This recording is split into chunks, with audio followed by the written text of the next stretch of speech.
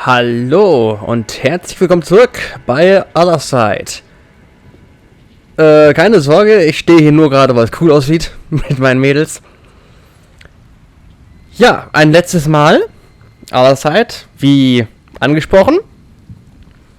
Ich habe inzwischen alle Achievements, was allerdings noch gar nicht mehr sehr lange gedauert hat. Es war einmal alle Remembrances zeitgleich zu einer neuen Recollection aktivieren. Heißt einfach nur so eine maximale Anzahl an Shards collecten, in anderen Worten.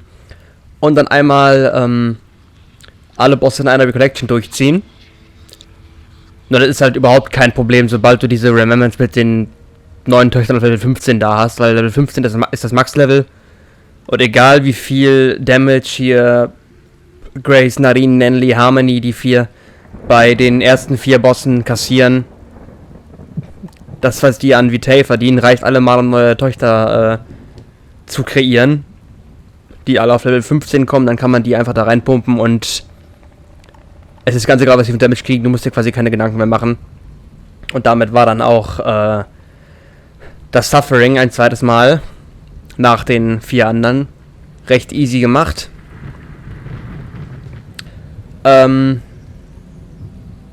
Ja. Und auch wie Nenly jetzt am Ende mit einer Schussattacke gefühlt den ganzen Surgeon weggeschossen hat am Anfang. Also es wird plötzlich sehr viel einfacher.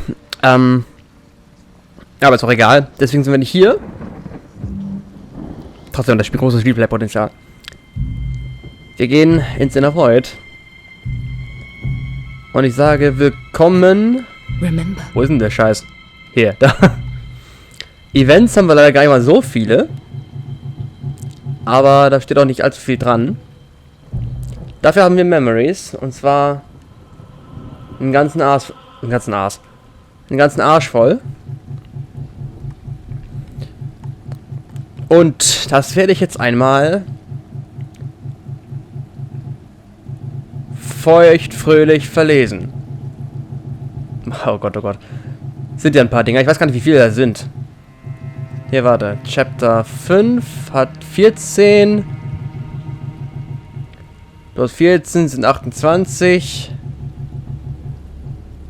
Immer 14? 5 mal 14, 50, 58, 62, genau 70? Ja, klar. Natürlich. Okay. Ah, hier, da. Das sind 15. Also 71. 70. Genau 70 kleine Tagebucheinträge. Okay. Ja, an dieser Stelle dann noch einmal herzlich willkommen zu unserer Othercide Reading Session. Ich denke, ich werde einfach mal alles durchgehen. Und mit Edge. Natürlich mit Edge. Und wenn wir durch sind, gibt es vielleicht ein kleines Fazit zu der Story, zu der Mother und dem, was da vielleicht drin steht. Da überall Age of Shattering steht, Jahrgänge 12, 14 bis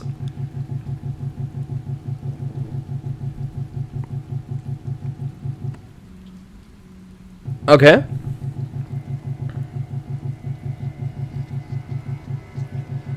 Das ist eine ordentliche Zeitspanne.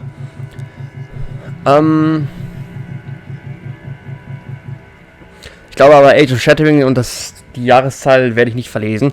Ich verlese den Titel, hier jetzt in dem Fall Disquiet und dann den Text. Und ja, ich denke, so kann man es machen. Und dann bin ich gespannt, ob wir Aufschluss kriegen über die Mother und das Child, vielleicht auch Suffering. Ich muss nur gerade gucken, dass ich irgendwie eine nette Position finde, in der ich mich sehe. Oh, Maus nervt mich nicht. Dann einmal kurz nett, bequem hinpflanzen. So.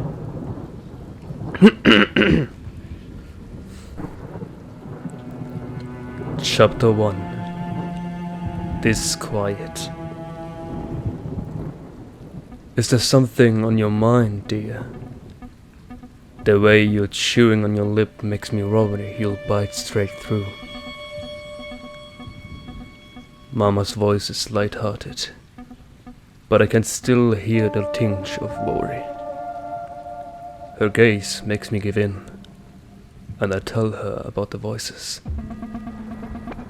The way her expression changed, if only for a fleeting moment, convinced me to never speak of it again. Treasure. Today, my eldest brother brought me a gift. In his excitement to show me, he rushed straight into the house, tracking mud all over the floor. Even with Mama scolding him, he couldn't stop grinning. He had found an old book on the side of the road, and though it was musty and barely held together, it was still the most wonderful thing I had ever seen. Nightfall.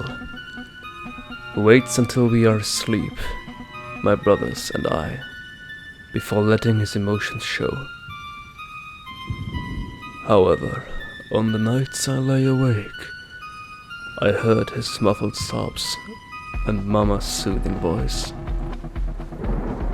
The following day I would always do my best to make him smile, for I knew, deep down, that I was the reason for his tears. Witch. A group of villagers were approaching our fields.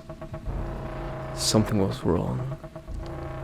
It was clear by the way they walked, by how they spoke amongst themselves. "There she is," one of them shouted, pointing in my direction. "The bleeding Voidkin." Never had I seen such fury in someone's eyes, and so I fled as quickly as I could, the screams ringing in my ears all the while. Savior. Hold your fist like this, okay? My older brother was hunched before me, and despite the blood dripping from his nose, he smiled. Then you punch them. Next time, alright? You punch them as hard as you can, and then you run away. Run right back home. Squeezing his hand as tightly as I could, I nod and continue wiping the tears from my eyes. Impasse. What do you mean? Why can't we play together anymore? Despite looking at the ground, I could feel my friend's eyes on me. I don't care what everyone says. They're just jealous because you're smart. Shrugging meekly, I tried explaining once more, but her persistence proved stronger than mine. Visitor. What sort of people do you take us for? You are a stranger to us, and yet you have the damn nerve to think we will give you our daughter. Get out of my sight. Get off my property. Never show your face around me ever again. Or I might very well do something we'd both regret. My father's anger did not unnerve our guest. He simply thanked my parents for their hospitality and bid them farewell. Inferno. Mama's words rang in my ears as I fled, fire lapping at my heels. She had told me to keep on running until my legs could carry me no further, and to never look back. I disobeyed, glancing behind my shoulder. The masked attackers were in pursuit, flames and screams serving as their grim backdrop. And on that moment I thought, I will die of pure fear. numb. It had been 3 days since my village was set ablaze. 3 days spent praying it was a bad dream, and 3 nights crying because it wasn't. On the 4th day, I was discovered by a stranger, and though I was terrified at first, my dread faded as he spoke ever so gently, with a voice strangely familiar.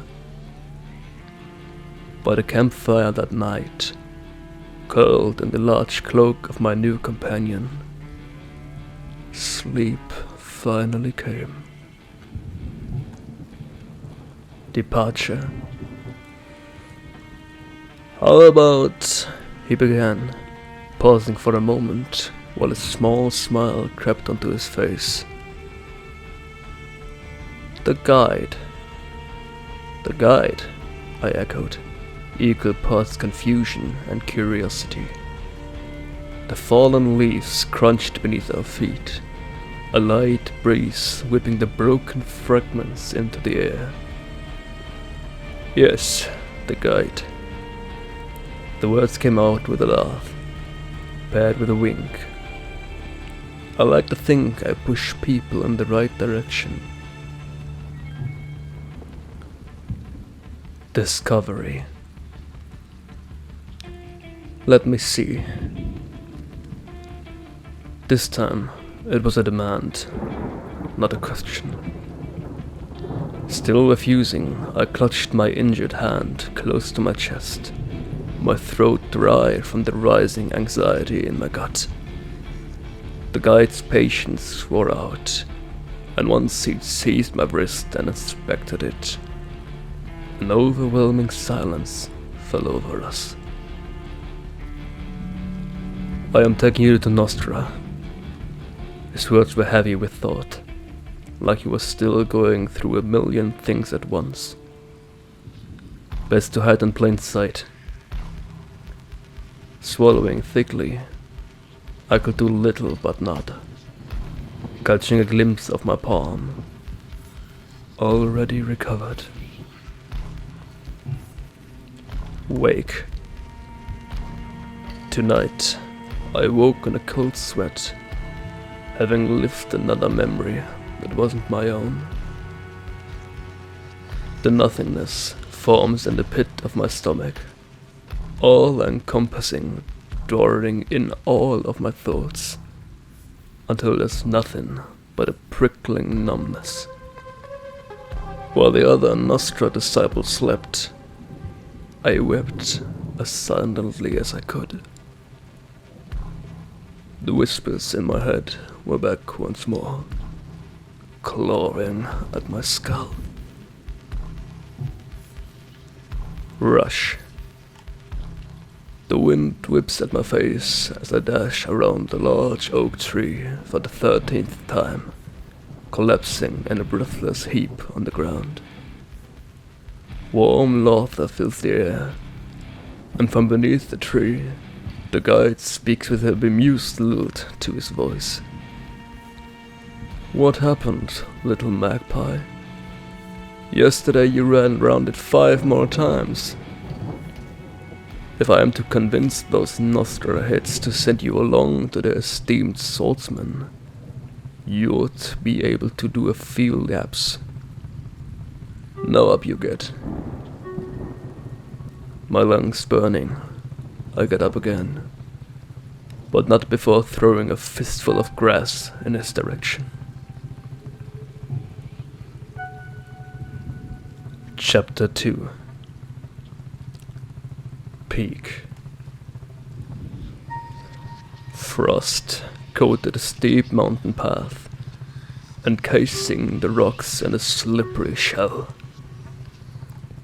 My breath came out in large puffs of white air, muscles aching from the long trek. Were I not so tired, I might have found the temple beautiful with its large stained glass windows glistening in the spring sun. Within would be my future master, and despite having reached the end of my journey, I dared not go inside. Drill. Fingers dug harshly into my shoulder, yanking me to my feet. I wanted to scream, or cry, or perhaps both, but I gritted my teeth and did neither. If there's still air in your lungs, you fight. You put one foot ahead of the other. Move. My master's hand pushed me hard in the back, forcing me to walk while my legs quaked in protest. Repetition. Metal clangs against a frozen mountain rock. Frost-bitten fingers curl up for warmth, knuckles bruised deep purple. Pick up your sword. Get back on your feet. This time, mind your balance. My muscles burn as fiercely as the tears in my eyes, and I charge anew. Comfort. Only once night fell, swaddling the mountain range in its comforting dark veil, was I allowed to rest. I sat cross-legged on the temple floor, balancing my soup bowl in my lap, letting the warmth of it heat my stomach. As my body finally began to relax, it soon tensed back up at the approaching footsteps of my master. She stopped by my side, not speaking, simply sitting down. There we ate in each other's company, for the first time. Cornered. Blood dripped from the creature's large maw, its haunting, pupilless eyes fixed on mine. I could barely breathe, my heart pounding in my throat. Soon more of the twisted creatures crept ever closer from the shadows, and by now the voice in my head was overpowering my own thoughts. It begged me to let it help me, and seized by fear as I was, I Christ. Exile. After all this time, you... My master cut herself off as her voice strained with emotion. Do they know? Does Nostra know? No. No, they couldn't. They would not have sent you to me if they knew. A humorless laugh passed her lips, her expression momentarily twisting into one of grief. A chosen one, right under my nose. Her fingers twitched, touching the hilt of her sword before letting her hand fall. Once you can walk, you leave. Perhaps you may find a way to keep that thing within you under control. But should the wilds take you, then God, so be it. Pounds. Moving as unobtrusively as possible, I crept through the wilting grass, slowly inching ever closer to my prey. A wild boar had come to quench its thirst at the river, and though it was in the water, I could see how its dark ears still flicked towards any sound, ever alert. Holding my breath, I prepared to leap from hiding, fingers tight around the hilt of my blade. It had not heard me coming, and as the animal bled out at my feet, I wondered if I'd ever grew accustomed to watching the life ebb from someone's eyes. Those dying flames from the campfire cast abstract shapes onto the damp cavern walls. For a time, I watched as the patches of light moved against the dark backdrop, dancing away the last of their light.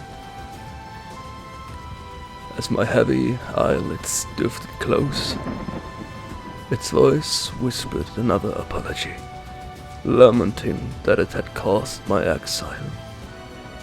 This loneliness. Though sleep was taking hold, I cracked a smile. For how could I be lonely when it was always with me? Return. As I did so many years ago, I stood once more before the stone temple nestled atop the mountains. Despite the countless days that had come and gone since then, the same nebulous dread was gathering in my chest, creeping up my throat. I knew this would be tempting fate, but my master had spared me once before. With a steadying breath, I sat down beside the doors, waiting for her judgment to come. Smoke. A strange thing to no longer retch at the scent of burning flesh. Impossibly black smoke billowed from the pile of corpses as my master tossed another limb into the flames. We had arrived too late, with half the villagers already torn asunder by the creature's mindless rampage by the time we managed to strike it down. Nonetheless, the remaining villagers thanked us for saving them. But would they still have sung my praises had they known what I was? Abnormal. With an ear-splitting shriek, the nightmare creature finally fell heavily to the ground. Even so, I thrust my blade through its skull, ensuring it would never rise again. My master came to my side, her hand gently squeezing my shoulder in silent celebration of our victory. In the growing pool of tar-like blood, our reflection gave me pause. Two faces, one having grown, while the other remained as it always had. Purpose. But what did the letter say, exactly? Curiosity had gotten the better of me, and I broke the silence hanging over our trek through the woods. My master did not answer, casting a glance skyward to ensure we were still on the right path according to the stars. It's not often our missions come with a messenger, I continued, as had been ignored before. But now I earned myself a glare that made me feel like a child all over again. My master turned halfway, the wind tousling her grey hair. A blade does not question the hand that wields it. It merely acts. Defiance. What are you doing? My master's voice was strained, her tone even, though filled with an underlying fury. The blood of the kid's parents glistened on her blade, the sharp point of which was now turned towards me. You gave me a chance. Please. Doesn't he deserve one as well? My words made her jaw clench, her eyes flitting to the child, covering in fear behind me. Then back to me. If you do not move, she began, her words near pleading. But I had already drawn my sword. Remorse. Ah, you've returned. I trust that the mission was... The Nostra messenger paused, as realization flared in his eyes. Oh, but you come alone. I nod stiffly, my throat dry. I see. You have my sympathies, he said, in a tone which suggested obligation rather than empathy. The chosen one. It killed her. I couldn't. My voice broke, and even though I was lying through my teeth, my tears ran hot and true. Master. The air was filled with the hollow sound of practice, sticks striking against one another. A soft thud briefly interrupted the clacker. The first disciple to lose their practice duel falling to the ground.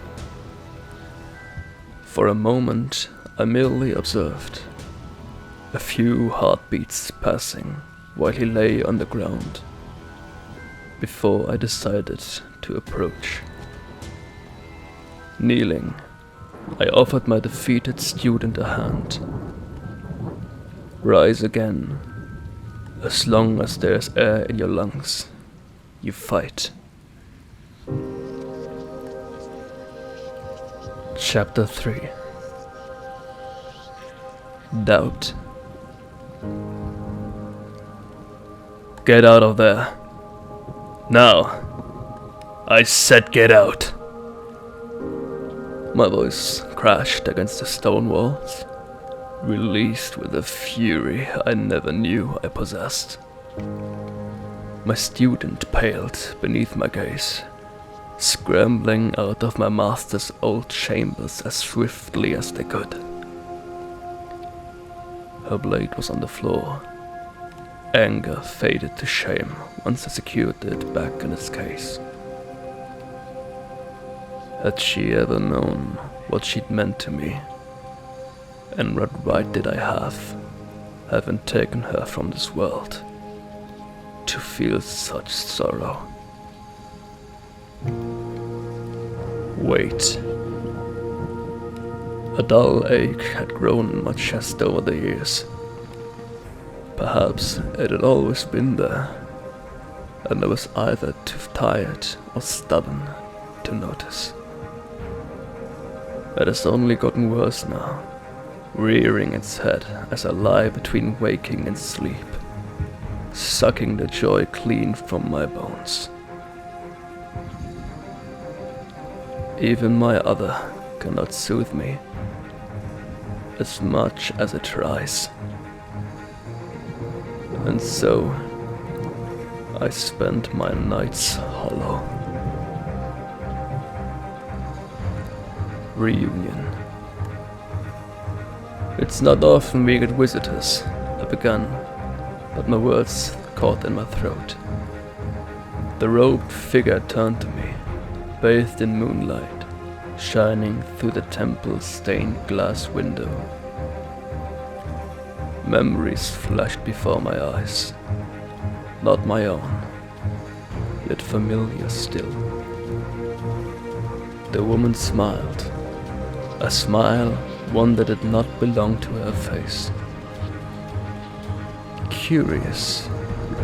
I did not think you'd see through me so easily, little magpie. 'Twould seem your training has served you well. The woman, the guide, chuckled, brushing hair away from her face. Alas, I do not come bearing good news. War is brewing in the east, and Nostra has sent out a call to arms.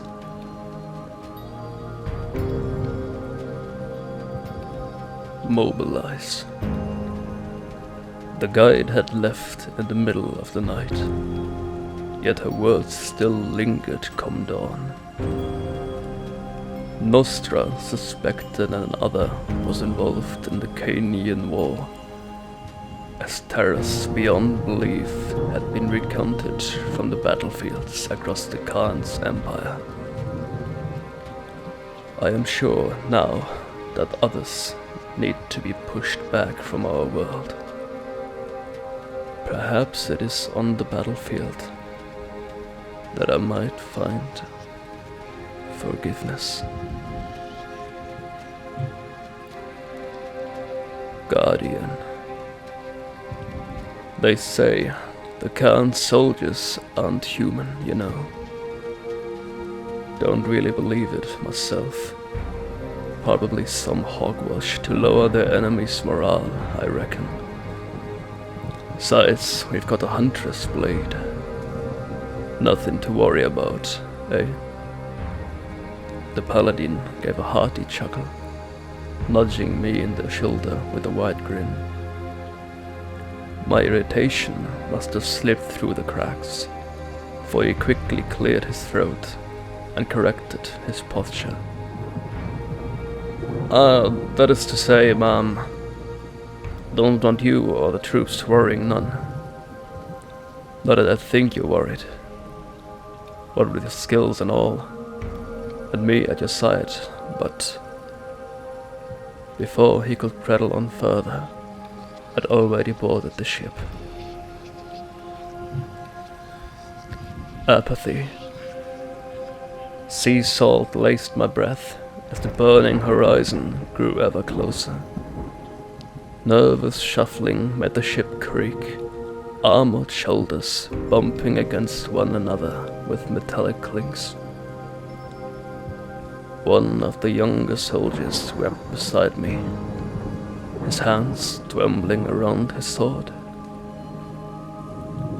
Watching his tears fall, how he held back his sobs, I silently wished I was able to do the same.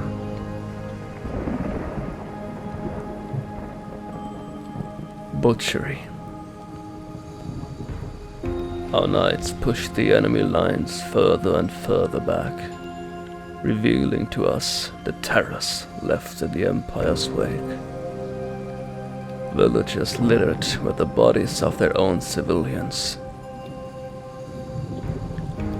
Villages littered with the bodies of their own civilians, torn apart and hung from the dilapidated buildings. A child's broken body lay upon a large wooden wheel, bones sticking out of tiny limbs. As the horrors grew, so did a resolve to tear the Khan from his throne, our purpose driving us forward. Sever. Steel strikes bone. A shriek as it is cloven, blood gushing from where a leg had once been. The Khan soldiers step over their fallen, eyes black as the void. One after another, they fall. My hands stained crimson.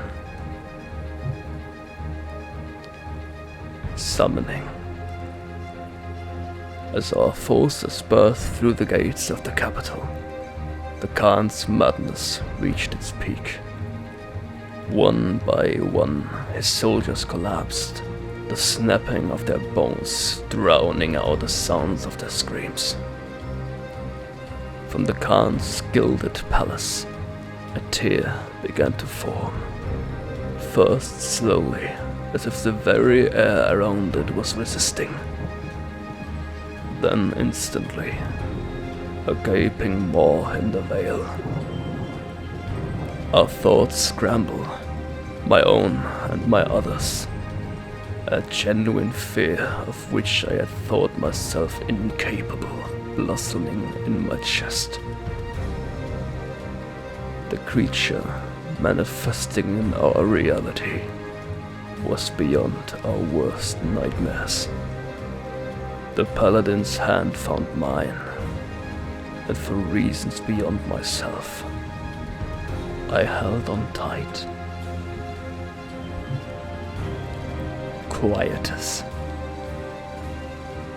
To defeat the Khan's abomination, I had no choice but to unleash the power of my other. My comrades had already fallen, and only the paladin's chest was still heaving for air. His bones fractured, his arm torn from its socket. The Khan still stood, despairing over his fallen creatures, his eyes bright with madness. A flurry of silks and metal, and the Khan fell to a blade not my own.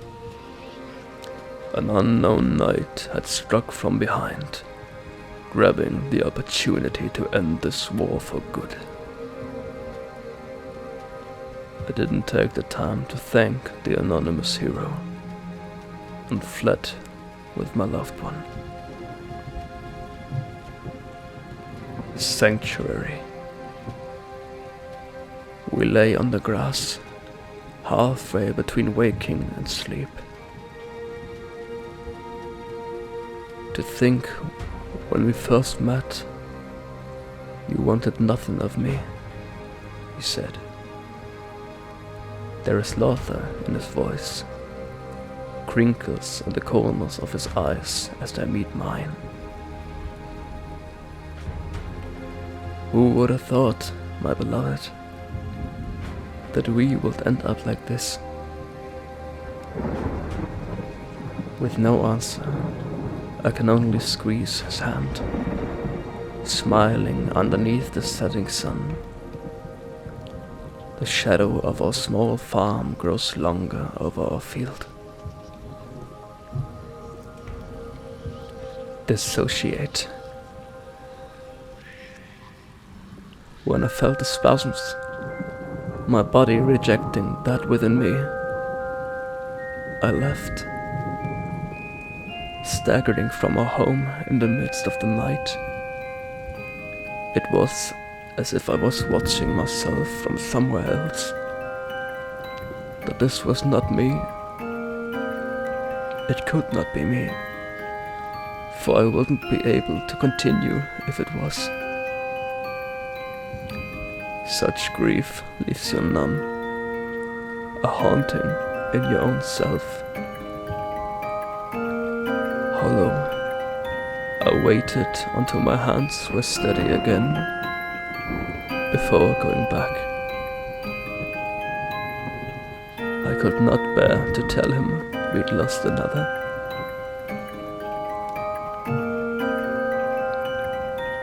Winter. His hand found mine. It had grown thin with age, yet felt impossibly heavy. My paladin smiled, his eyes so very far away. A sigh, and he was gone. While the snow fell outside, I sat holding his hand, not letting go until night finally fell. Anew. How I wish to be rid of these ghosts that linger in the walls of my home and my heart. Memories so vivid, granted to me in hopes of solace, only made me fall further.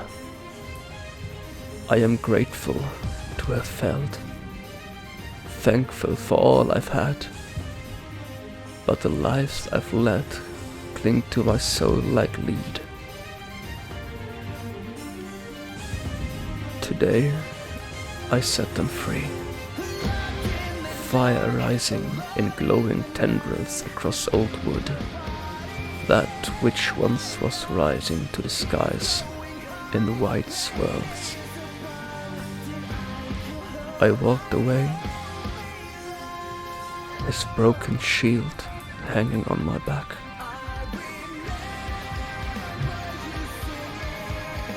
Chapter 4. Loop. I have wandered for so long that there is nowhere left to go. Blank spaces have been filled, my other and I walking as one. Two, when solitude erodes my spirits. Returning to the land of my birth, I take a breath so deep my lungs ache. I find myself retracing steps already taken, trying to find pieces of myself that I lost along the way. Persuasion. We have become a creature of habit, have we? Again, the guide had found me, donning a new face, but wearing the same smile. A good thing, truly, that there's at least one person out there dealing with all these abominations and whatnot day and night. His voice sounded strangely bemused, perhaps proud. For a while we spoke, a tone near familial, a feeling of nostalgia bringing in my chest. Perhaps that is why I let him convince me. Nostra isn't what it used to be, Max. It grew a new branch, Vostra, who are in charge of figuring out how to deal with this whole chosen one business. And the struggle between us. He winked. And I think they could use the help of someone like you. A brief pause, and a small huffing chuckle. Plural. Inside my head, the memory other was puzzled. Compassion. The guide's words sent me to the capital to see for myself if there had truly been a change within Nostra's organization. For months, I went from one bounty to the next, ensuring that word of my deeds would soon reach their ears. A disciple came to me one morning, asking for my services, inviting me back through their doors. What I saw within the headquarters made my heart lighter, and I accepted their task without hesitation. Crew. 'Tis not a very inviting place, is it?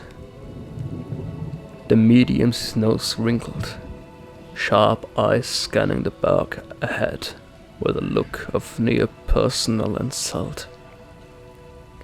He was a rather sheltered young man, likely due to the mysterious abilities that let him find chosen ones. Watching him hesitantly prod the uneven ground ahead with his foot made me stifle a chuckle. "Get on with it," the bounty hunter shouted, a grizzled hand shoving the medium into the murk. Fucking scabberdatcher.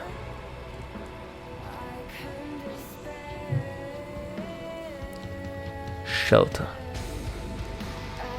Smoke still billowed from the bounty hunter's shotgun, the slaver's blood wetting the sand beneath our feet. Covering the young girl, the chosen one we had been seeking, clenched her hands tight in prayer. Even as we removed her shackles, she trembled. "You're going to be alright," I kept telling her, with all the warmth in my heart. "We are going to bring you somewhere safe." Vow. As soon as the nightmare creature fell, its grotesque frame riddled with holes, I felt sick. This time, we had arrived too late, and the young chosen one had already given up, throwing himself to the creatures. The bounty hunter clicked his tongue, breaking the silence between us. Easier to kill those fucking things than trying to talk sense to them nightkin anyway. My nausea rose as he spoke. Those words solidified a thought. Never again would I allow myself to become so jaded. I did envy his ease with pistols, though.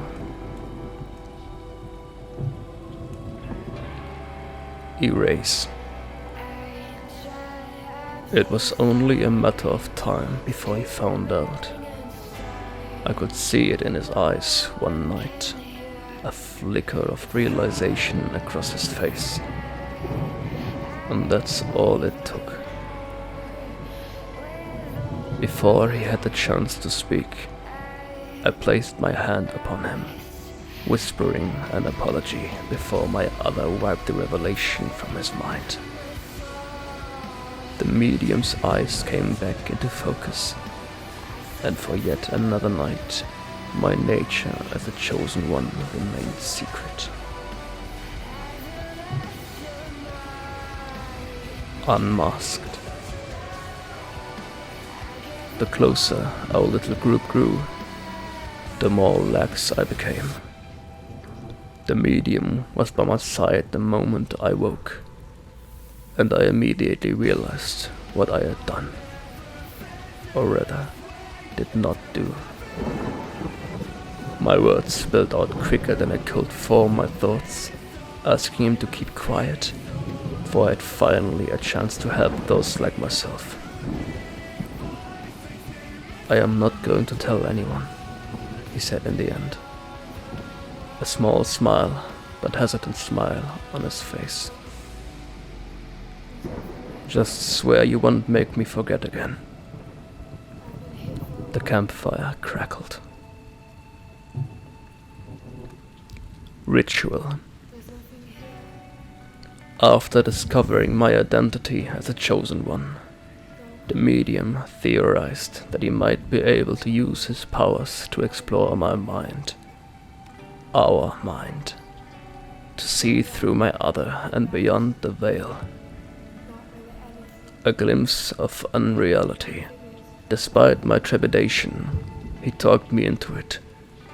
And so we sat, facing one another, his palms limp against mine. The medium lurched backwards, the color draining from his face. Only a second had passed, and yet he seemed to have aged several years. As I tried to help him to his feet, he scrambled away from my touch, muttering under his breath. From that night onward, his eyes will meet mine no more. Fracture. There was no mistaking it. This was one of the chosen ones we had saved months past. Even if I had been able to, I would never have forgotten a single one of their faces. Neither would my other. The young boy now had a scar zigzagging across his face. One eye no longer matched the other. Trembling, he spoke of his escape from Vostra's headquarters, the very place we had sent him, sent all of them. Giving him all that we could, we left for the headquarters to confront what truth lay ahead. Such fear in his eyes. Ruin. Faces. Too many. Stitched and melded. Tiny limbs and smaller sobs. The medium's voice void of empathy. Words dragged like barbs across my skin. An amalgamation of chosen ones might open a gate to unreality beyond the veil. We can rid our world of the creatures from their source. From the aberration, a feeble voice. It prays, a memory stirs, and my heart bleeds. Mercy. I stood drenched in the blood of Vostra, a massacre of my own making. The voices of countless chosen ones spilled from the amalgamation, too many of which I had led happily to this fate. Placing my hand upon it, I rid them of their painful memories, so that when I struck it down, the only merciful fate, they could pass in bliss. In this moment, my other wept the tears I couldn't, for I had no more to spill. Burnout. If only you'd seen what I saw within you, beyond the veil. It's coming. Another will break free. The medium's voice was frantic, his hands shaking. The bounty hunter's body lay lifeless between us, the last barrier keeping us apart. It's coming. A suffering is coming, and no, we can't stop it. His advent is imminent. If you joined the other chosen ones, then maybe we could have. Was it madness or fear in his eyes? I could no longer tell. His rambling continued even as I moved past him. Too long I've lived, and too many lives I've taken. Twilight. For once, I was the one to find him. The guide listened quietly while I recounted the atrocities I'd unknowingly partaken in, and the lives I had taken. I'll cover your tracks, Max. Get out of the city as soon as you can. And don't ignore that medium's words. There's something on the horizon. Under the stars strung in the sky, I left the capital, daring to hope that there might yet be lives for me to save.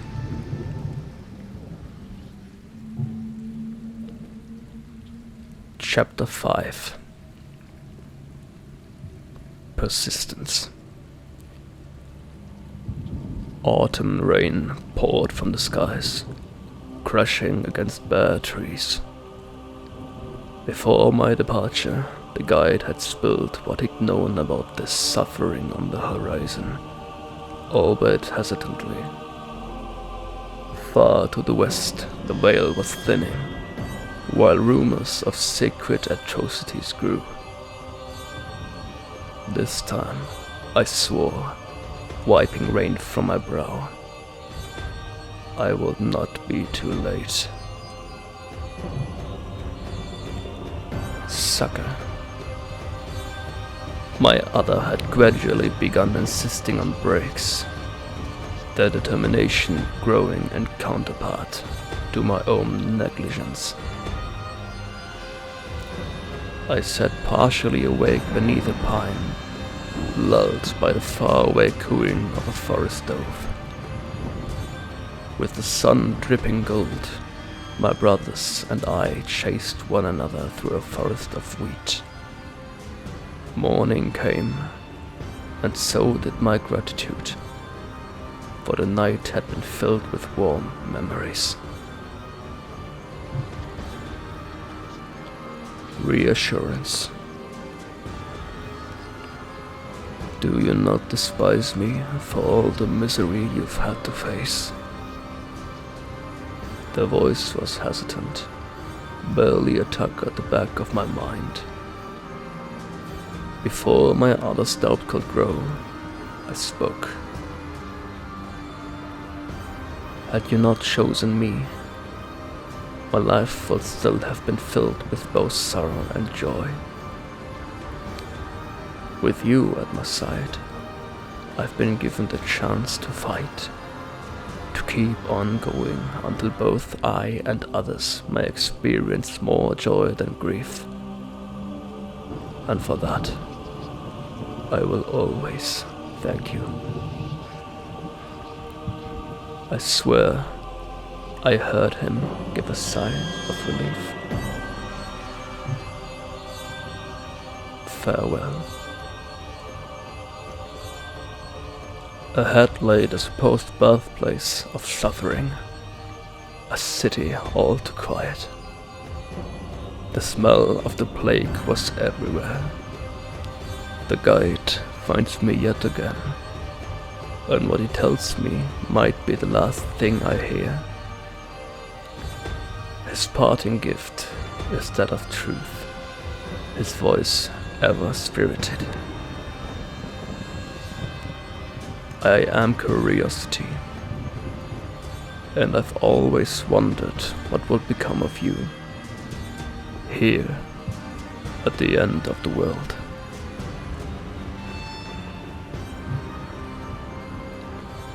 Threshold. I could feel curiosity's eyes linger on my back as I went. The city's dark spires loom overhead, reaching high into the sky. As we break through the heavy gates of the quarantine, a shiver runs through my very core. Suffering knows we've come. Distorted. Shimmering rifts line the city streets, the veil torn thin. For each twisted creature I felt, another soon took its place, each more fearsome than the last. These grotesque beasts, their shapes so much more human than any I'd ever faced. I could not bring myself to imagine what had become of the population. Retreat. Dark spots danced before my eyes. Cold seeped under my skin, clinging to bone. Barely avoiding another group of monstrosities, I stumbled into the underground. The lights of the flooded subways were forever extinguished. My legs gave in, and as white noise filled my skull, I slumped against the wall. Collapse. Wandering aimlessly beneath the city, for what felt like hours, the adrenaline which had forced me into motion was ebbing away.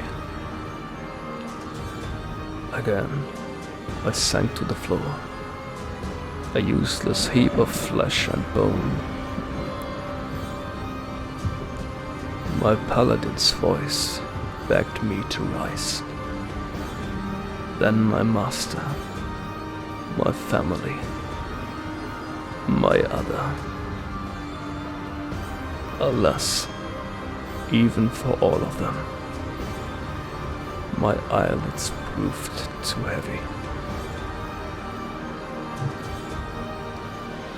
Slumber. Whether or not my eyes are open, I do not know, as darkness lies eternally ahead, no matter which way I turn. However, there is motion, bits of nothing falling off of itself and gathering before me.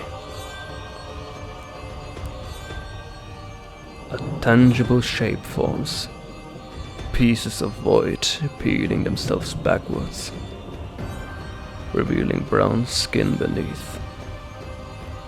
I run to him, tossing what remains of myself into my paladin's embrace. Mirage. I know you're not him. The look of surprise on his face made me feel guilty for one fleeting moment. I thank you for trying to give me some peace, my dear friend. The shape of the man I loved flickered, the forests around us with him, before disappearing before my eyes. My master now stood in his place, the temple's stone walls rising around us. You needed rest, and this is the only way I can help you. In my master's form, my other began to weep. For each step I took forward, their shape altered. Faces we had known so well shifting in and out of view, until all were no more than light. One I held onto, for all that I was. Merge. Once their tears ran dry, my other apologized once more, their voice blending with those I had once known. Here, to the confines of their own space within mine, they had taken me until my body could recover. Though were I to wait, the very thing I was fighting to prevent might come to pass. To hasten my recovery, my other hesitantly suggested a pact. What if I were to become mad as the Khan? Capricious as curiosity. Placing my hands upon them, I could only smile for the worry they always expressed. For I had no fear. I trusted them more than myself. Resurrection.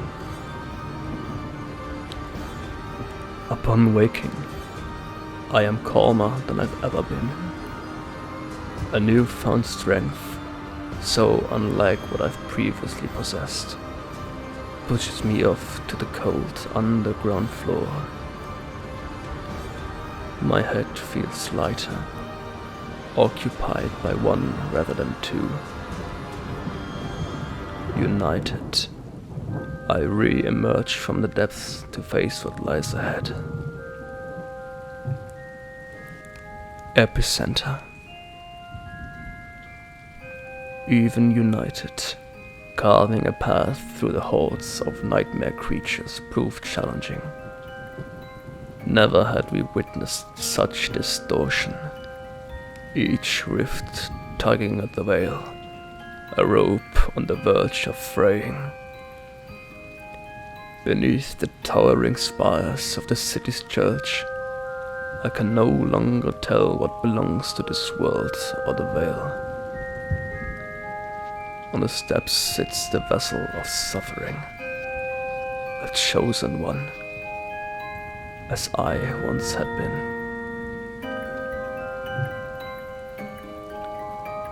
Extinguished.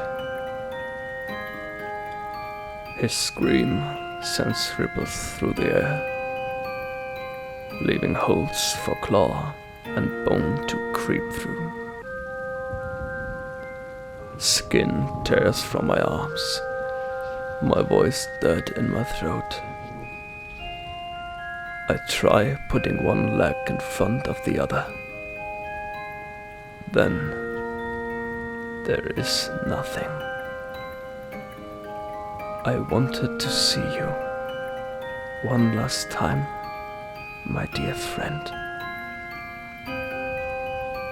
Just one last time. Ja. Okay. Okay. An dieser Stelle vorweg einmal danke fürs Zuhören. Oder skippen, anyways.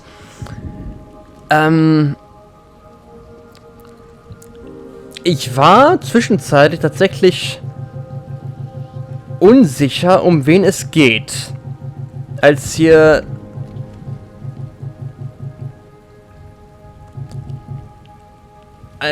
die Meisterin aufgetaucht ist, The Master, war eine Frau, habe ich kurz gedacht, das könnte die Mother sein, aber nach eifriger Überlegung ist das hier die Geschichte der Mother von einem kleinen Mädchen, das irgendwo gelebt hat und fliehen musste über Kampftraining bei einer Meisterin, so eine Art Samurai-Akademie, irgendwie sowas in der Art, würde ich fast schon sagen. Dann hat sie selber quasi die Schule übernommen und hat selber Schüler aufgenommen, angeworben, was auch immer, bis der Krieg ausgerufen wurde gegen den Khan. Dort hat sie den Paladin kennengelernt, in den sie sich letztendlich verliebt hat. Mindestens eine Fehlgeburt bekommen, nachdem sie sich mit dem niedergelassen hat nach dem Krieg. Irgendwo hier. Der ist. Dann ist er gestorben. Aber ich glaube, ihr Alterungsprozess ist um einiges kürzer gewesen als der anderer Leute. Ich meine, wann ging es los? 1200 irgendwas. Hier, 1214 ging es los mit ihr als kleines Mädchen. Und am Ende ist 18 irgendwas. Vielleicht sogar schon 19. Also, sie scheint ein unfassbar langes Leben zu haben. Vielleicht wegen dieser Other-Geschichte. Aber dazu gleich mehr. Anyways, sie ist sesshaft geworden, hat den Paladin geheiratet vermutlich und wollte Kinder haben, nur es waren alles Fehlgeburten. Bis ihr Paladin dann gestorben ist und sie wieder gegangen ist. Und dann hat sie tatsächlich, wie ich anhand dieses Bildes gemutmaßt habe, so eine Art Söldnerlaufbahn eingeschlagen. Um letztendlich nicht nur Viecher zu killen, sondern auch anderen Others zu helfen und die nach Nostra zu bringen, oder beziehungsweise Vostra später, was immer das eigentlich ist halt irgendeine Stadt. Erinnert mich gerade an den Orden von Plague Tale, so ein bisschen, vom Image. Weil die wohl angeblich jetzt bereit sind zu helfen. Ich weiß gar nicht, Nostra ist nicht diese Kampfschule vom Anfang. Also zweiten Kapitel, nein. Das halte ich für unwahrscheinlich. Und dann haben sie irgendwann herausgefunden, dass es ziemliche Scheiße war und diese ganzen Others oder, nee, Quatsch, hier, die Chosen Ones, klar. Und die Chosen Ones wurden dann verbunden, so Elden Ring, Grafted oder Bloodborne, One Reborn Style, keine Ahnung. Und die muss man dann aus dem Leben nehmen, bedauerlicherweise. Hat dann Vostra, wie auch immer, ziemlich abgeschworen.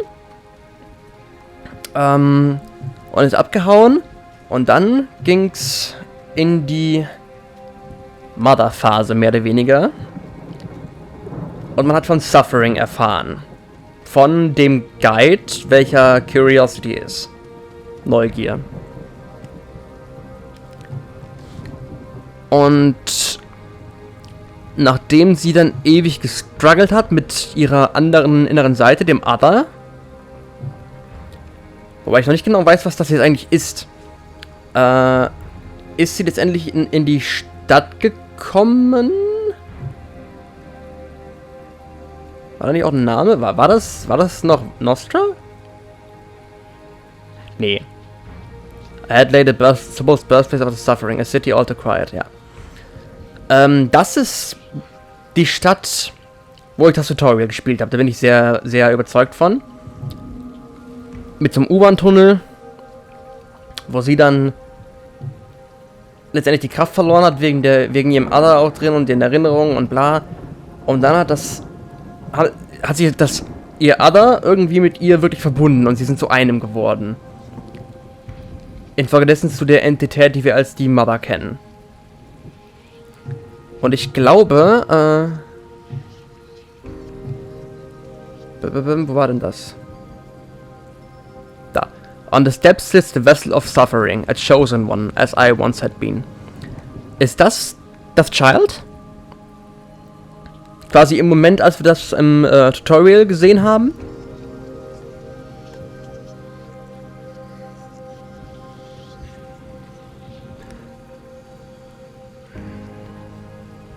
Skin tears from my arms, my voice dead in my throat. Ich weiß nicht mehr genau, wie das am Anfang im Tutorial war, aber sie hat ja irgendwie ihren Körper verloren und ist dann nur noch zu dieser roten Silhouette geworden. Ich glaube, das ist genau das, was hier passiert ist. Am Ende.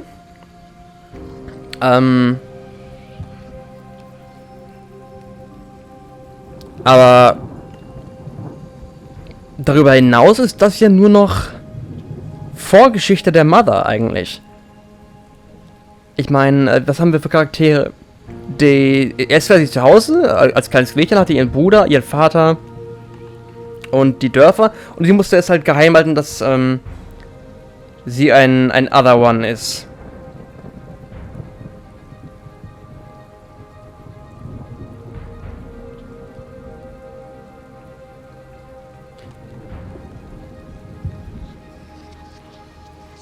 Daher auch der Name Othercide vermutlich.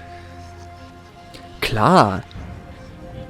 Othercide geschrieben wie Genocide am Ende, also wie Völkermord.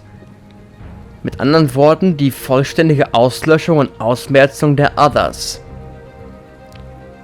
Welche vermutlich irgendeine Unterspezies der Menschen ist, die aus irgendeinem Grund verflucht gilt oder sonst irgendwas in der Größenordnung. Angeboren vermutlich. Und sie ist eine der wenigen, wenn nicht die einzige, die es geschafft hat, mit eben diesem Geheimnis bis ins Erwachsenenalter durchzuhalten. Vielleicht ist das auch der Grund dafür, dass sie so ein langes Leben hat, wie ich vermute. Wen hatten wir? Wir hatten ihre Familie, wir hatten den Guide, der letztendlich Neugier war, Curiosity. irgendeine weitere Essenz zum Gameplay, zu dem, was wir schon kannten, hat er aber nicht, oder? Selbiges bei ihrer Meisterin. Die tatsächlich irgendeine Art Sympathie zu ihr entwickelt hat und sie dann gehen lassen hat, als sie erfahren hat, dass sie ein Other ist. Und sie eigentlich hätte töten sollen. Weil das ihre Aufgabe war. Sie wurde quasi, die Mother wurde quasi zu den Leuten ausgebildet, die dafür da sind, die Others zu jagen und zu töten.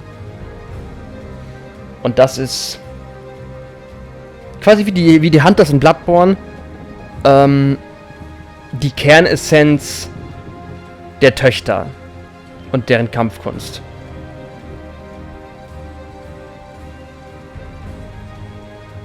Sodass, ja, man könnte jetzt meinen, ihre Meisterin ist German nach Bloodborne und sie Maria als erste Schülerin? Oder halt umgekehrt, dass die Mother German verkörpert und Maria halt nur eine der Töchter wäre. In unserem Fall Nanley, will ich behaupten. So als Gegenüberstellung, aber ich bin mir nicht hundertprozentig sicher, aber ich denke mal, so wird's sein. Dann in Kapitel 2, genau, Kapitel 2 war ja ihr Training. Ihre Trainingszeit, und dann... Ich weiß gar nicht, wie das war. Wo war denn das? Here, what are you doing? You gave me a chance. Please, don't he deserve one as well? The blood of the kid's parents glistened on her blade. Klingt für mich so, als wäre die gleiche Situation nochmal aufgetaucht, dass ein anderer Other gefunden wurde, wahrscheinlich aufgenommen wurde und mit ausgebildet wurde. Nur hat's da die Meisterin herausgefunden, bevor die so eine Sympathie und Affection für eben dieses Kind entwickeln konnte und deswegen war die noch bereit, es zu töten. Allerdings hat sich dem dann die Mother in den Weg gestellt und hat dieses Kind verteidigt, oder es zumindest versucht, oder nach dem Mord an dem Kind die Meisterin getötet, genau. Hier, oh, but you come alone? Ich bin mir jetzt gerade unsicher, ob die Meisterin da nochmal aufgetaucht ist. Ich glaube nicht. Ich meine, es war nur Curiosity, der der Guide, den sie am Anfang getroffen hat. Und danach ebenfalls weitergehen musste mit der Jagd nicht mal. Weil das wird sie ja wohl kaum tun. Es sei denn wegen Alibi. Das wäre ein sehr drastisches Alibi, wenn sie ihre Gleichgesinnten, die von ihrer Spezies ans Messer liefert. Ja, vielleicht hat diesen anderen Grund.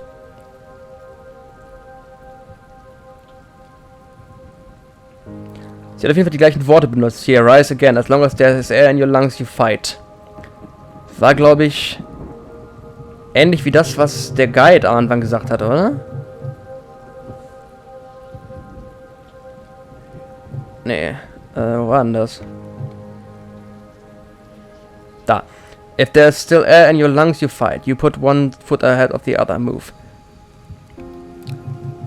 Mit die ersten Wörter der Meisterin. Hat sie dann selber angenommen und die Rolle ihrer ursprünglichen Meisterin eingenommen. Allerdings nicht für die gleiche Purpose wie vorher, würde ich meinen.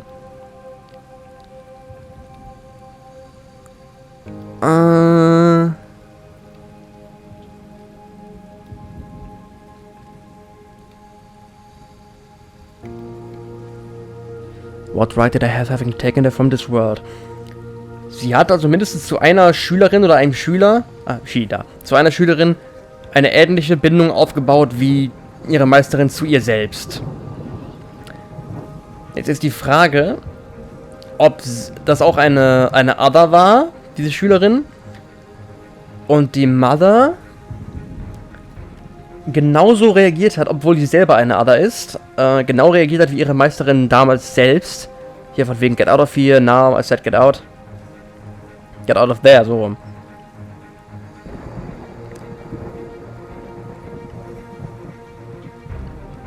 Weiß ich nicht. Es ist keine Art Reveal hier ausgeschrieben, also bin ich mir nicht sicher. Und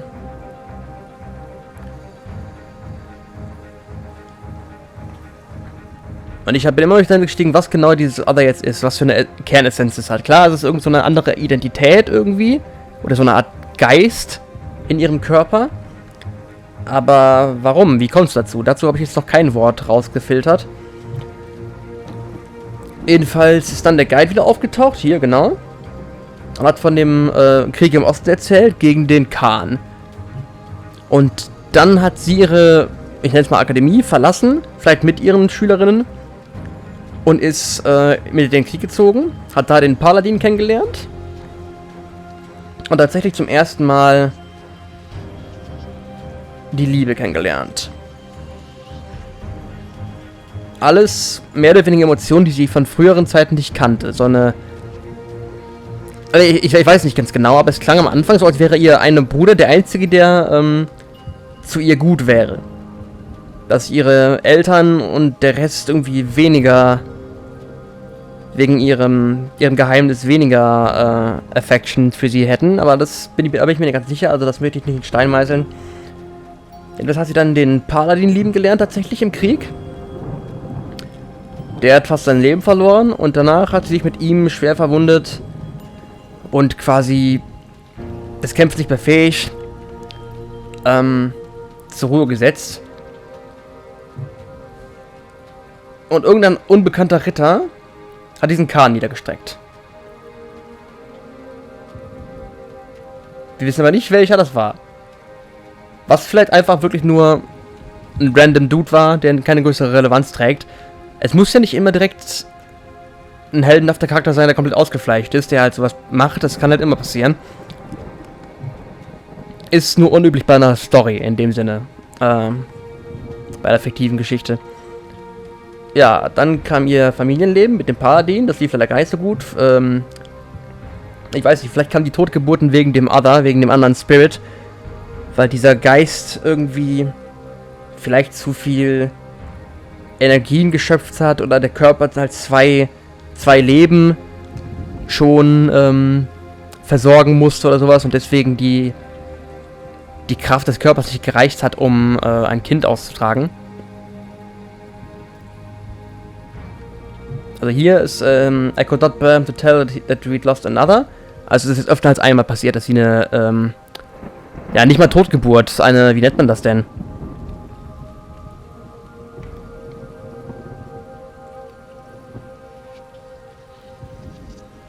Wenn das Kind einfach aufhört, sich weiterzubilden.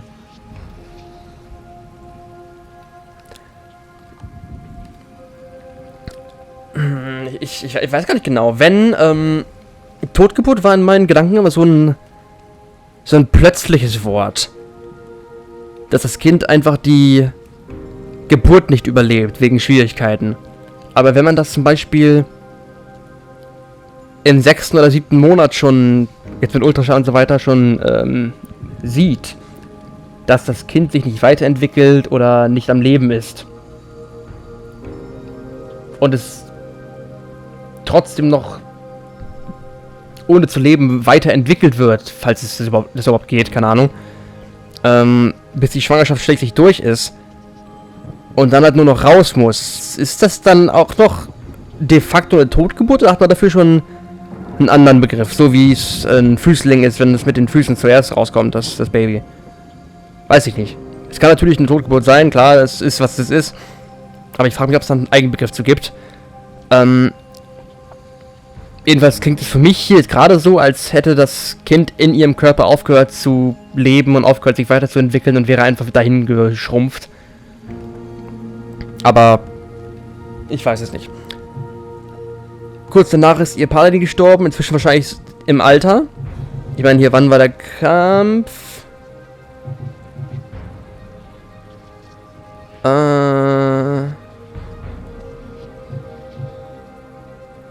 Der Paladin hier. 1399 hat sie ihn mehr oder weniger kennengelernt im Krieg.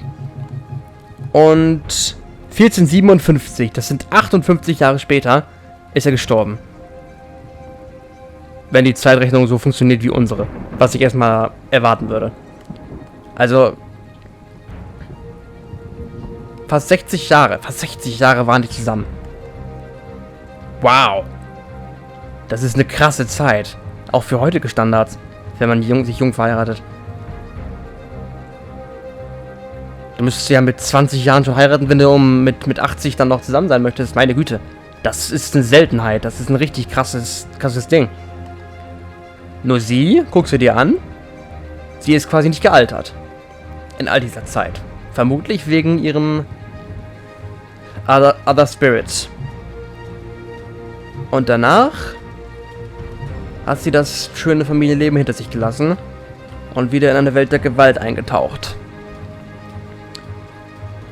Hat da dann dieses Medium getroffen, einen Typen, der wohl ein gutes Auge dafür hat, Others aufzuspüren, und hat sich an der Seite von dem versteckt. Während die noch welche gejagt haben. Bis dann schließlich von Vostra gesprochen wurde, die angeblich den Others irgendwie helfen wollen oder für Research. Vielleicht hängt ja der Surgeon mit drin. Sex Research, keine Ahnung. Kann ich mir vorstellen. Nur die wurden halt jetzt gar nicht erwähnt, die Bosse.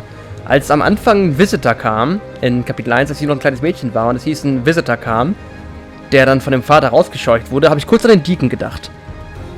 Weil der ja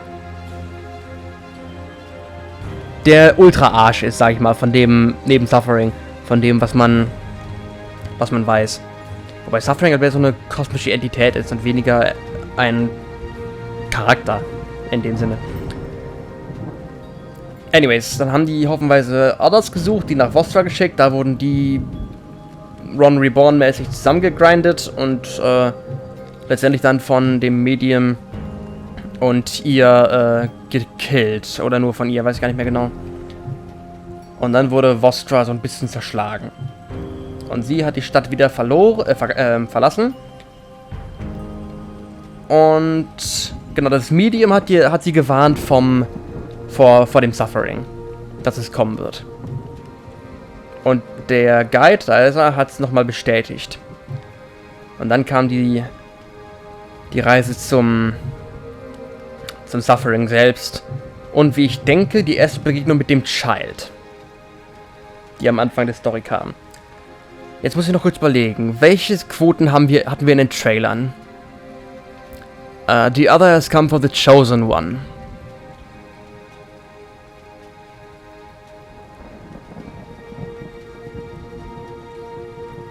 War nicht auch mal The Suffering Other ein Begriff?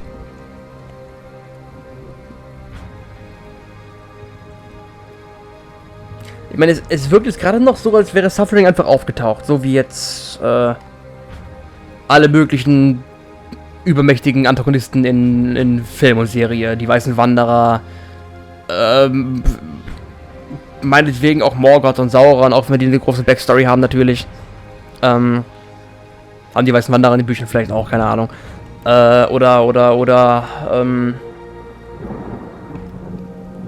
Keine Ahnung. Ist jedenfalls ein bekanntes Formular, dass irgendeine fast schon kosmische Identität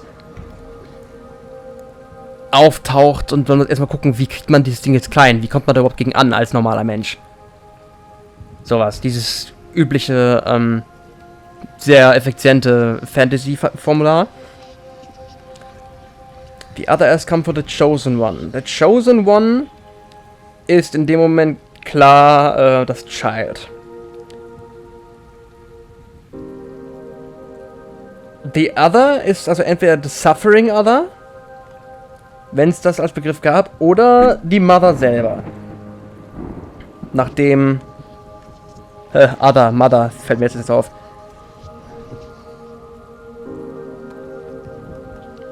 Ist wahrscheinlich sogar gewollt, ne? Die Mutter aller anderen. Die Mother. Simples und effizientes Wortspiel. The others come for the chosen one and soon the veil will break. The Veil, stand hier zwischenzeitlich drin. Never had I witnessed such distortion, each rift tugging at the veil, a rope on the verge of fraying. I can no longer tell what belongs to this world or the Veil. The Veil ist so eine Gegenwelt, glaube ich, oder? So eine Stranger Things-mäßige Anti-Welt oder so eine andere Plane of Existence? Irgendwie sowas. And soon the veil will break, hieß es im Trailer. Jetzt frage ich mich, kommt das Suffering aus dem Veil? Kommen die Nightmare Creatures aus dem Veil? Ja.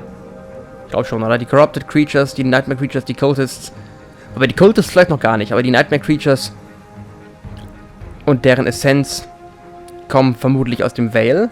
Ich weiß gar nicht, ob das mal irgendwann erwähnt wurde, aber so wird es sein. Suffering is coming will fracture reality.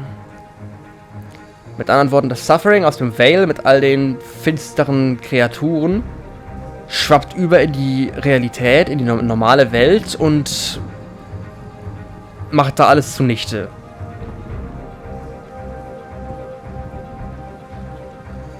Wie so eine Flutwelle quasi. Richtig?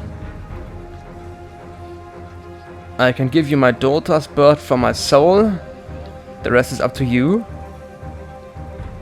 Ich hatte am Anfang ja die These, dass ich als Spieler, der jetzt die Töchter kontrolliert, noch irgendeine charaktermäßige Bedeutung hätte. Ich habe aber jetzt nicht mehr das Gefühl.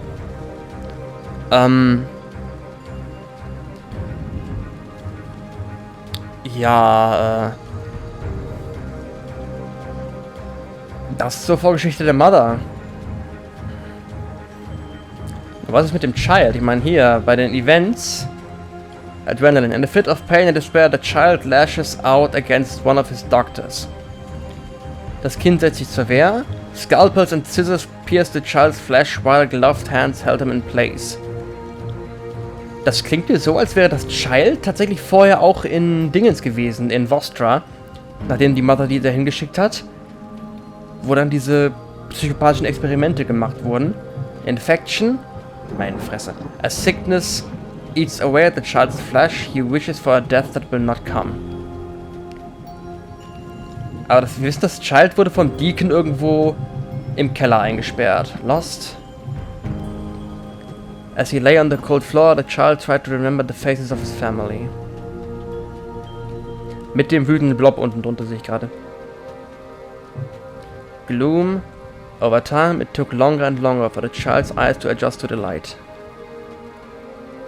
Das sind halt alle, die ich habe. Die Dinger geben... Ach, hier ist noch eins. The child grabbed as the young woman lay lifeless in his arms. Die geben noch so ein bisschen Input zum Child. Mit anderen Worten, ja, die Story vom Child. Vermutlich... Ja, vermutlich war der Deacon in Vostra. Nostra, Vostra, was du auch immer jetzt für einen Namen nehmen willst. Und das Child wurde von der Mother und dem Medium nach Vostra gebracht. Dort im Keller vom Deacon eingesperrt, der wahrscheinlich der Kopf des Kults von Nostra war. Kult of Nostra war, glaube ich, auch mal ein Begriff, der erwähnt wurde. Oder? Dann sind die Kultisten, die wir bekämpfen, wahrscheinlich die Mitglieder von Nostra. Würde ich behaupten. Ich finde dieses Artwork bei der massiv geil.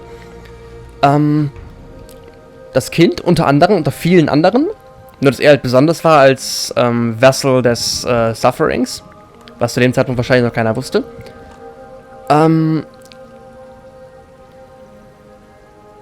war eingesperrt vom Deacon und unter Aufsicht des Deacons vermutlich vom Surgeon gequält und untersucht, so wie alle anderen auch. Mit anderen verschmolzen oder sollte verschmolzen werden, wie auch immer. Und nur die Maid als Dienerin des Deacons, meine ich, hatte Mitleid. Vielleicht war er auch sogar der Letzte, da ja die ganzen anderen Verschmolzenen irgendwie von der Mother letztendlich gekillt worden sind. Und nur die Maid hatte Mitleid mit ihm. Wurde allerdings irgendwann vom Deacon getötet. Vor den Augen des Kindes. Und hat ihm damit das letzte bisschen Liebe genommen, was er kannte. Das habe ich auch irgendwo mal gelesen, ich weiß gar nicht mehr wo.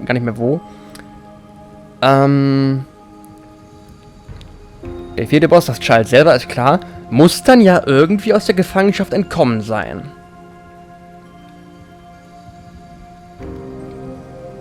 Vielleicht durch eben diese Verbindung mit dem Veil, dass er irgendwie aus der Zelle in diese andere Plane of Existence gesprungen ist oder gezogen wurde, vielleicht auch vom Suffering selbst. Und dann als unser Gegner mit dem Sack auf dem Kopf, sag ich mal, wieder in die echte Welt, in die Realität zurückbefördert wurde, um als Truppenkommandeur der Kultisten, der Nightmare Creatures und allem drum und dran zu dienen. Bis er dann letztendlich im Zweikampf von den Töchtern geschlagen wurde und quasi dieser Schleier vom Veil ihn freigegeben hat, als das normale Kind, das wir in der Cutscene danach gesehen haben mit der Mother. Und dann haben die Töchter den letzten Schlag gegen das Suffering selber durchgezogen. Welches geboren wurde aus dem ganzen Tod, den die Töchter gebracht haben. Richtig? Aber wurde Suffering dann zurückgeschlagen? Vielleicht getötet, vielleicht nur zurückgedrängt, oder vielleicht nur die fleischliche Manifestation ausgeschaltet, weil ich meine auch gelesen zu haben, Suffering can't be killed. Also vielleicht wurde er nur zurückgedrängt in seine eigene Plane. Stand das nicht hier unten irgendwo? Suffering is a god incarnate, most of his skills cannot be avoided.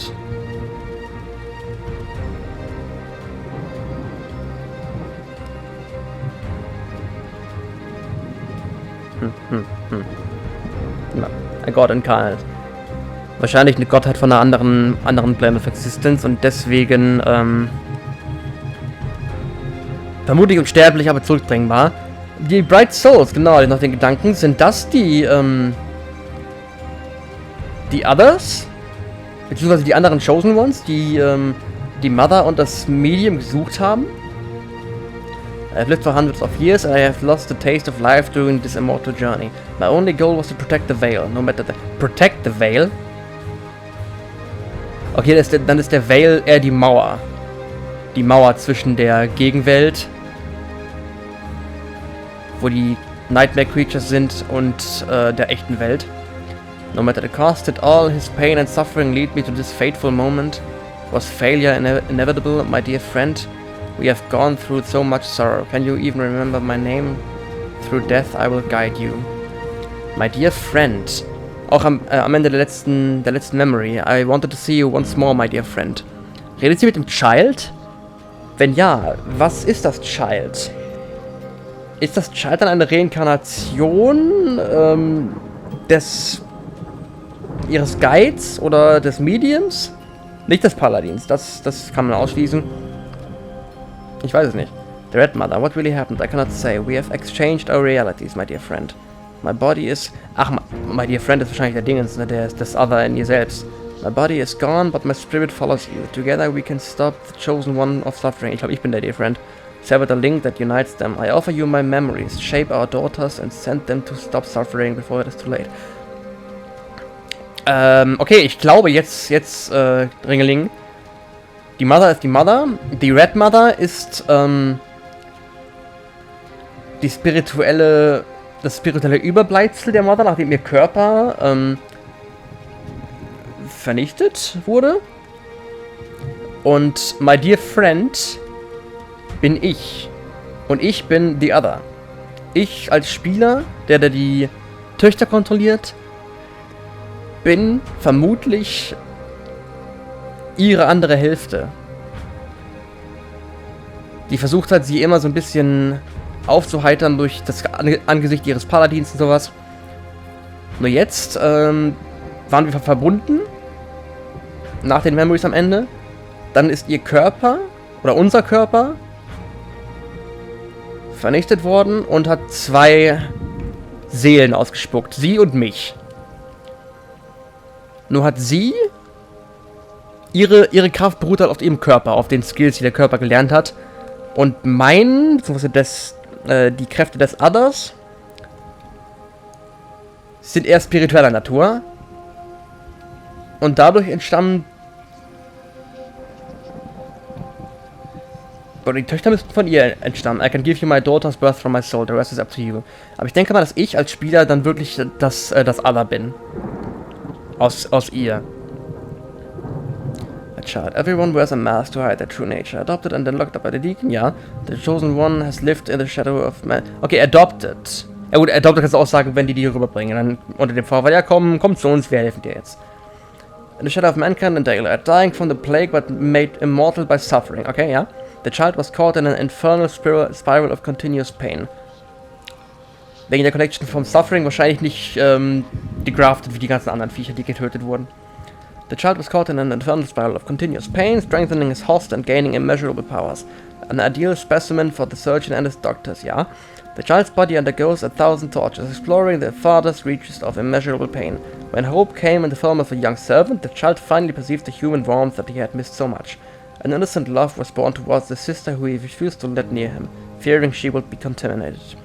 How many times did the child have to clench his fists, his forehead pressed against the clay wall of his prison, to forget the screams of his beloved, assaulted by the false, perverse priest.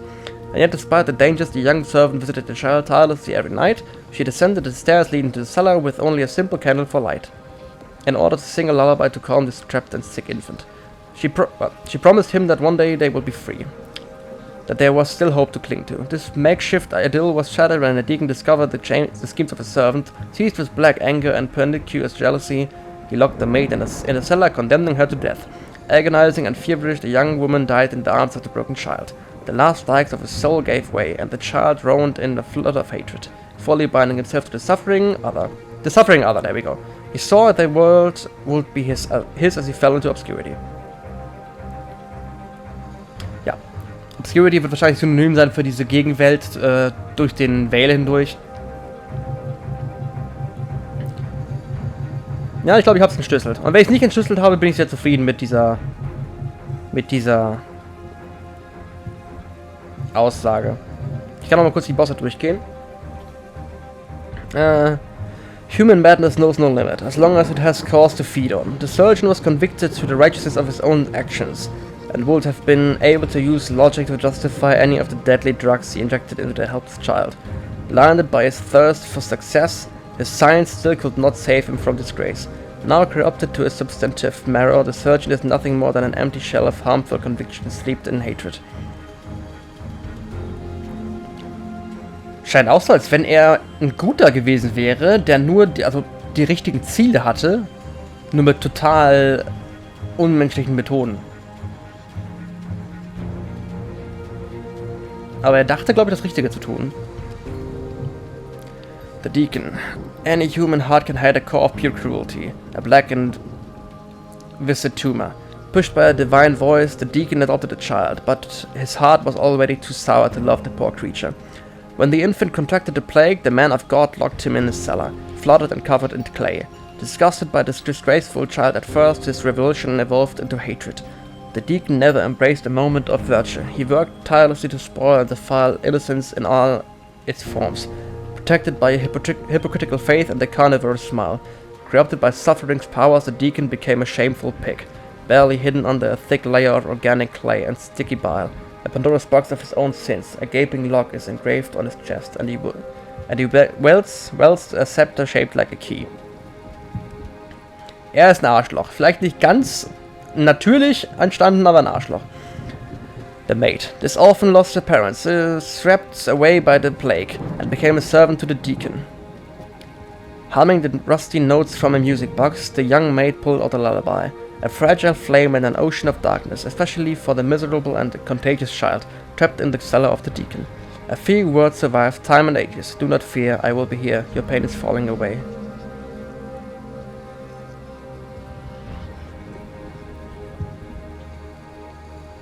Oh mein Gott! The young maid, broken, beaten, and defiled by a horrible master, died in the arms of this unloved child, sealing the fate of reality. Ich habe auf den Text geachtet, im Child-Boss-Kampf.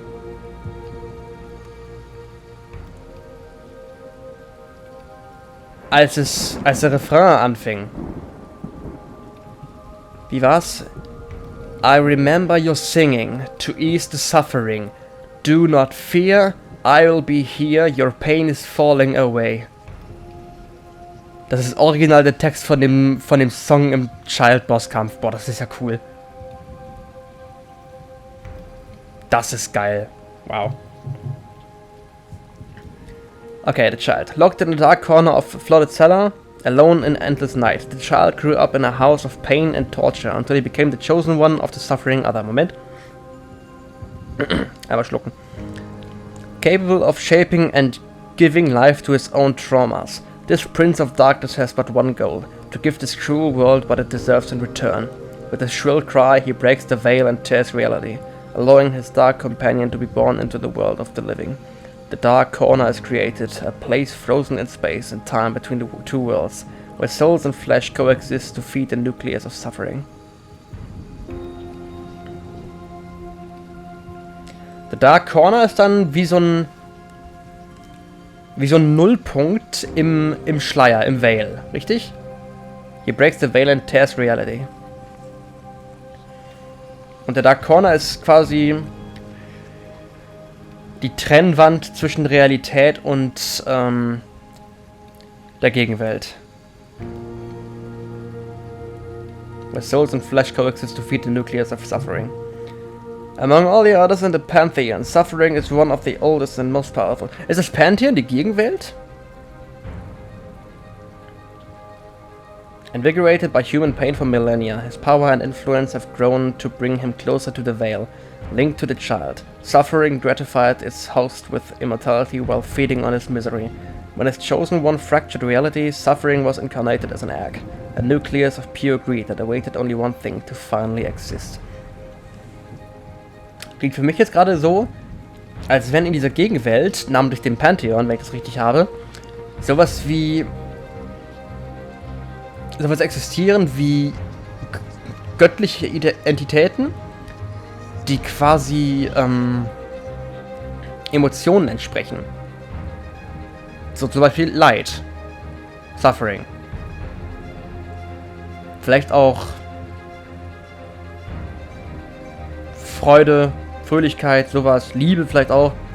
Dass es da viele von diesen solchen Entitäten geben könnte, nur weil das Suffering eben in der Welt so Überhand genommen hat in den letzten 100 Jahren oder was, mit der Zeit, ist Suffering eins der ältesten und der mächtigsten Others im Pantheon. Invigorated by human pain for millennia.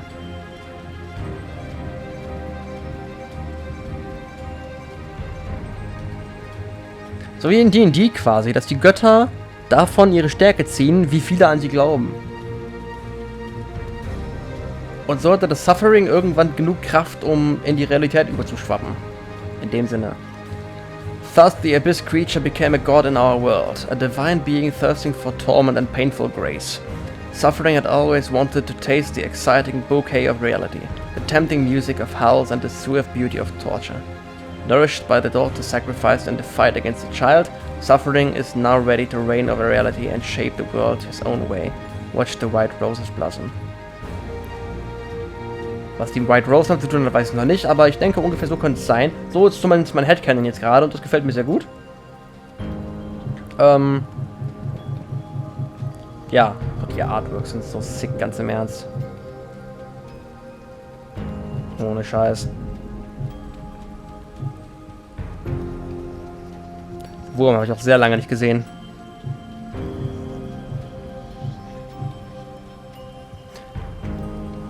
Ich sehe jetzt wie bei dieser Larve, diese fette Larve selber aus dem Rückgrat quasi, wie aus dem Steißbein gewachsen ist bei dem. Was für ein cooles Design, ganz im Ernst.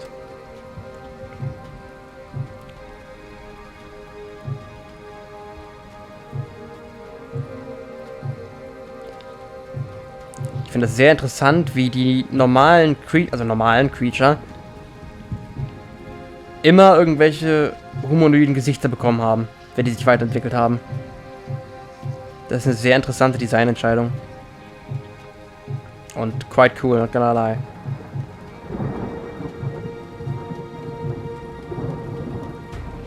Ja, okay. Ich würde aber sagen, das tut's.